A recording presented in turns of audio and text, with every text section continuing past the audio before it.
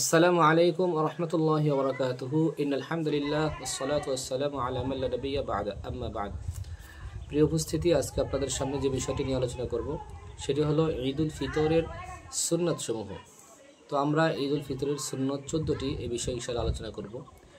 1 নম্বর ঈদুল ফিতরের সুন্নত হলো ঈদের দিন অতি সকালে ঘুম থেকে ওঠা, সকাল সকাল ঘুম থেকে ওঠা, এটা একটা সুন্নাহ। 2 নম্বর গোসলের পূর্বে মেসওয়াক করা, এটা একটি সুন্নাহ। 3 নম্বর ওযু ও গোসল করা। 4 নম্বর উত্তম পোশাক পরিধান করা। এখানে একটা বিষয় একটু ক্লিয়ার করে দিই, সেটি হলো যে নতুন পোশাক পরতে হবে এরকমটা না। উত্তম পোশাক আপনার সামর্থ্য অনুযায়ী আপনার যেই পোশাকগুলো আছে এর মধ্যে যেটা উত্তম, যেটা ভালো, আপনি এই পোশাকটা সুন্দরভাবে পরিধান করবেন, এটাই সুন্নাহ। 5 নম্বর সুগন্ধি ব্যবহার করা, এটা হচ্ছে পুরুষের জন্য, মহিলার জন্য নয়। মহিলারা সুগন্ধি ব্যবহার করতে পারবে না, পুরুষেরা সুগন্ধি ব্যবহার করে তারপরে ঈদগাহের দিকে রওনা হবে। 6 নম্বর ঈদুল ফিতরের নামাজের পূর্বে ফিতরা আদায় করা। আমরা যে সাদকাতুল ফিতরা নিয়ে আলোচনা করেছি ইতিপূর্বে, এই সাদকাতুল ফিতরাটা ঈদের নামাজের পূর্বে আদায় করে দেওয়া, এটা একটা ঈদের দিনের সুন্নাহ। 7 নম্বর নামাজে যাওয়ার পূর্বে, ঈদুল ফিতরের নামাজ আদায়ের যাওয়ার পূর্বে মিষ্টি জাতীয় হালকা একটু কিছু খেয়ে নেওয়া, এটা একটা সুন্নাহ।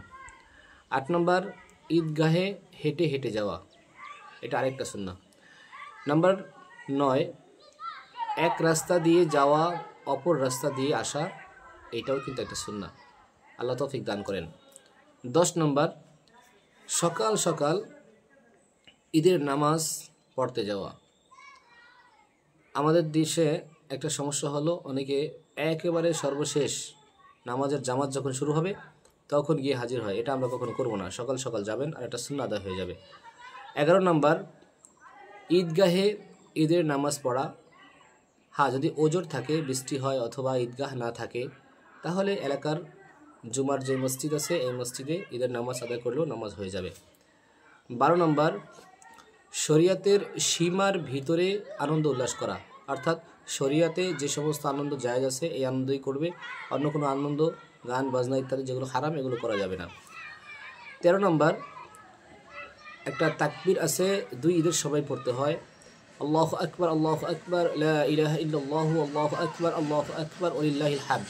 এই তাকবীরটা কোরবানির ঈদের সময় পড়তে হয়, অর্থাৎ ঈদুল আজহা এবং ঈদুল ফিতর, এই 2 ঈদের সময় পড়তে হয়। এখন আমাদের যেহেতু সামনে ঈদুল ফিতরের সময় এই তাকবীরটাকে আমরা সব সময় আস্তে আস্তে পড়ব, এটা যেন আমাদের মাথায় থাকে।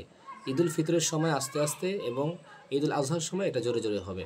তো এখন যেহেতু ঈদুল ফিতর, তাহলে আমরা এটা আস্তে আস্তে এই তাকবীরটা পড়ব।